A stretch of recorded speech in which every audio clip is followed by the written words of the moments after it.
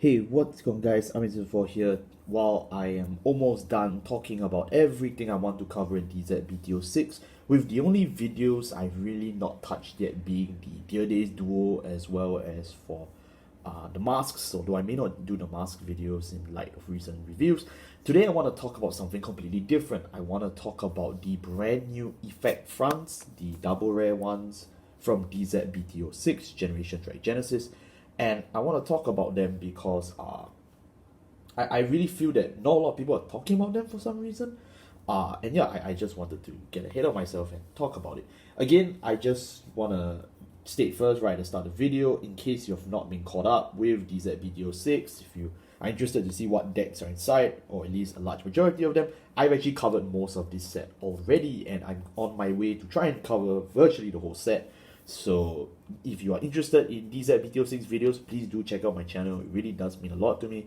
And yeah, I'm also doing this because the previous set, DZBT05, when I covered the cycle generics from that set, you guys seem to really love that video, and it's because of that that I thought, okay, I'll do it one more time for this one, since again no one is really talking about them, and that's kind of funny. I'm not exactly a huge fan of generics, but I'm surprised that for a set of cards that people hate so much, which are generics, nobody's really willing to break them down. So okay, I guess it's my turn. So let's start with this one. I've taken out the Stoicheia one because they all do the same thing, and you can probably guess why I took out the Stoicheia one. It's because I perpetually carry only one deck with me at any point in time. Now, what do they all do? First of all, they're all double rares from DZBT06. They're regular double rares, so you can just pull them like a normal double rare, but that also means they're subjected to the same rate. 15,000 shield, grade zeros, I mean, it's all the normal trigger stuff, and it's a front, right? In case you didn't catch that yet. They only have one skill, which is when they retire from the Guardian Circle, you can move them into the soul. It's at face value, it looks really bad. I mean, it's just 15k shield and you just get +1 soul. Like, that's really all they do, right? They don't have power, so you can't even call them onto the board. What is the point of having a front of all things, which means you can't even use draw triggers. Draws help you go through the deck more, especially in divines. But now you're playing a front, and you know it doesn't even give you the shield, right? Because you're comparing it 1-to-1 with the previous effect front that we got back in 2021. I brought out this one here just so that we can compare. This is of course the other Stoicheia effect front. This is the regular one you're more accustomed to. This is the shield front. So it gains 5,000 shield when your opponent's Vanguard is grade 3 or greater. It has 4,000 power, and basically it's a 20k shield when your opponent is on his grade 3 turn or higher. But for this one, it doesn't really get any shield at all. It just moves to the soul, and then that's about it. So what is the application of this shield front? Of the soul front as compared to the shield front?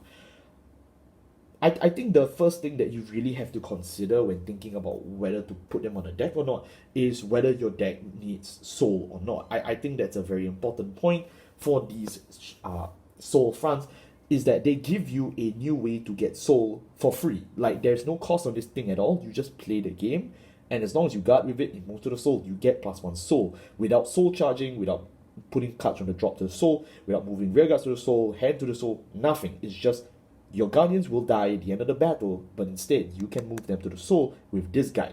So in this case, if you just guard with it, you can move to the soul. That's +1 soul, right? That's really the only perk of it.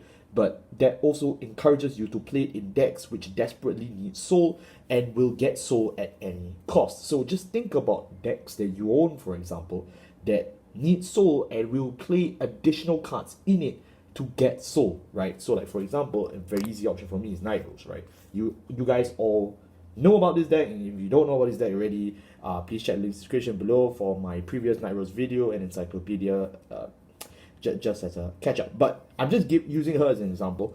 So for Nightrose, right, they need soul to use certain effects because it's Stoicheia, and now with the soul front, you can essentially just move it to the soul, and you can now take out the cards from your deck that would give you that soul and play other cards in that slot, because now your soul is settled by this. This of course only works if your deck doesn't need a lot of soul, particularly because this only gives you 1 soul back, and if you only play like say 3 fronts in a deck, you only get 3 soul maximum extra. So again, this requires you to really look at your deck again and decide whether you want to play it or not.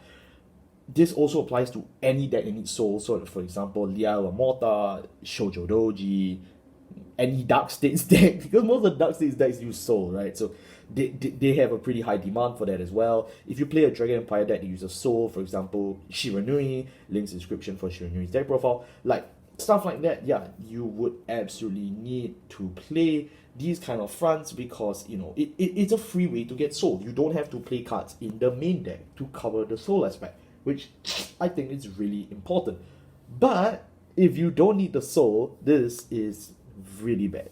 First of all, it's a front, which means you're already giving up the advantage of a draw trigger to dig through a deck, which is, you know, it's a huge problem. Secondly, it only is a 15k shield. Your regular fronts are still 20k if you play the effect fronts, and the 20k fronts generally shut off a larger range of magic numbers, because for a 20k shield, it basically means any attack that is not 33k or higher can be solved with a 1-card guard, as compared to, you know, this guy, which is only 15k shield, which means that once you hit grade 3, it only can cover you for up to 27,000. Anything higher than 27,000, which 28k is a magic number, you generally have to guard for an extra 5k, which will demand more cards from your hand. So is the -1 in terms of raw shield value, because of the additional 5,000 shield, is it more worth it than the +1 soul? And ultimately, I think that's all I can leave for this video. Is this a hit or a miss? I don't know. I think for some decks that really need soul desperately, I think this is a huge buff to you. If you play a deck like, for example, Omina Gruzio, like stuff like that, this is a huge perk to you. You should definitely pick this up.